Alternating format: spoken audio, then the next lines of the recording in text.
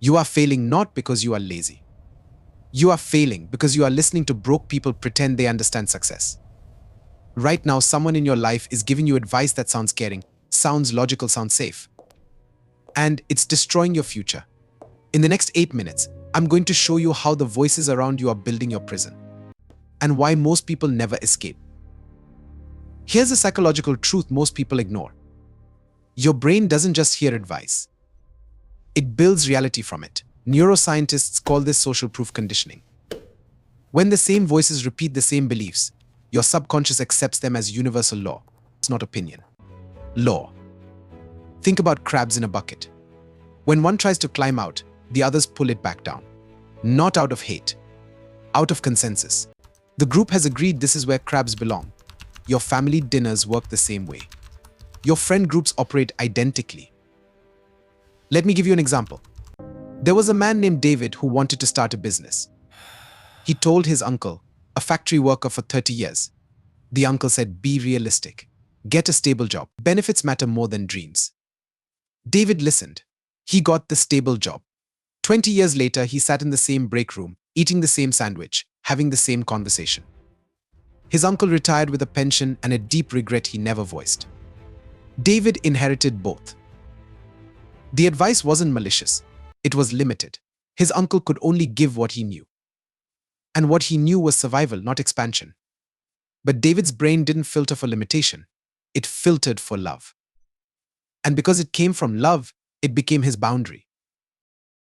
This is the trap. You are not rejecting bad advice. You are accepting limited perspective from people who have never been where you are trying to go. It's the frequency mismatch. Now let's go deeper. Every person operates on a frequency. Not spiritual nonsense. Psychological frequency. It's the level at which they think, decide, and perceive possibility. Someone thinking about paying rent next month operates on a different frequency than someone building a company to solve global problems. Here's what happens when you mix frequencies. Confusion, doubt, self-sabotage. Imagine a violinist trying to tune their instrument by listening to a broken piano.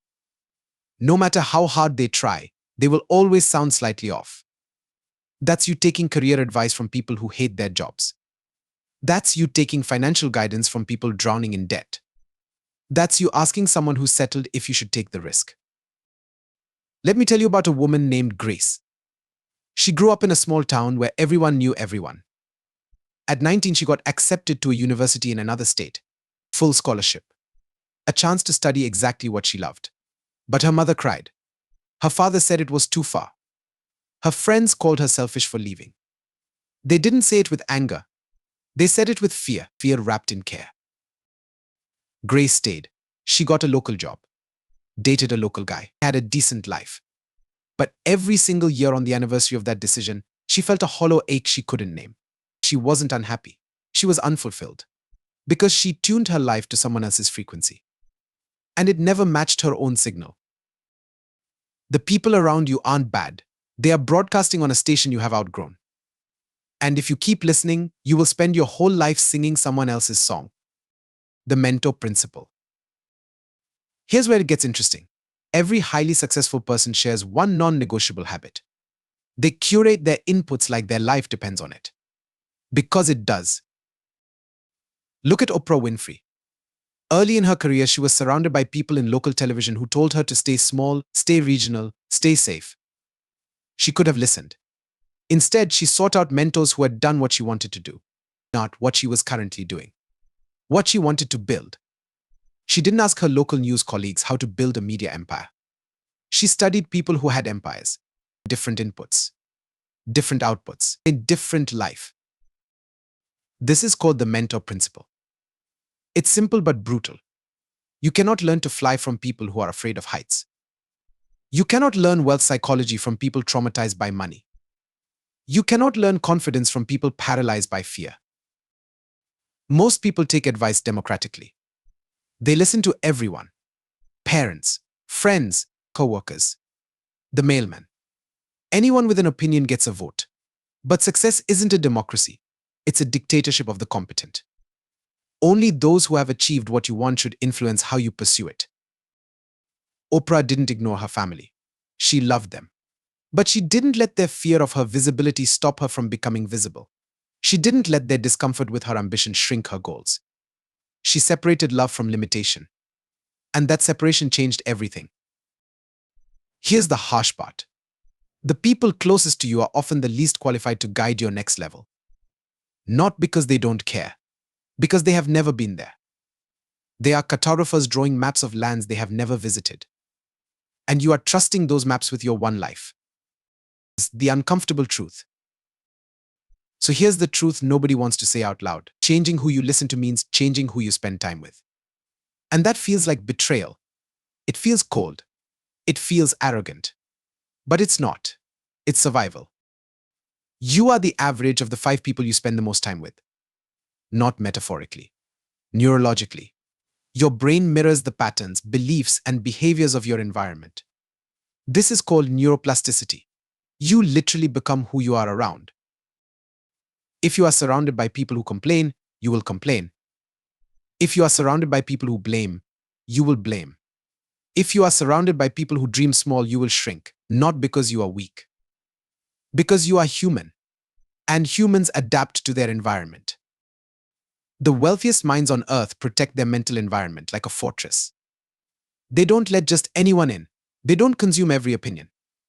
They don't debate with people who have no skin in the game. They listen to those who have paid the price, taken the risks, and earned the wisdom. This isn't about ego. It's about efficiency. You have limited time, limited energy, limited attention. Spending it on voices that anchor you to mediocrity isn't kindness. It's self-destruction. The choice ahead. So what now? You audit.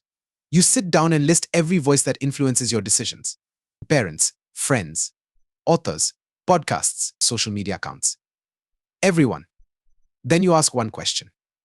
Has this person achieved what I'm trying to achieve? If the answer is no, their opinion is noise, not truth. Noise. This doesn't mean you cut people off cruelly. It means you stop letting their limitations become your ceiling. You love them from a distance. You respect them without being ruled by them. The path forward isn't about adding more voices. It's about removing the wrong ones. It's about creating space for the frequencies that match where you are going, not where you have been. You are not who you were 5 years ago. Stop listening to advice from people still living in that version of your life. Your next chapter requires new voices, new perspectives, new standards. The question isn't whether you will change who you listen to. The question is whether you will do it before it's too late, before the dreams fade, before the years pass, before you become another person sitting in a break room, wondering what could have been if you just trusted yourself more than the noise. Change the voices. Change the life. It's that simple. And it's that hard.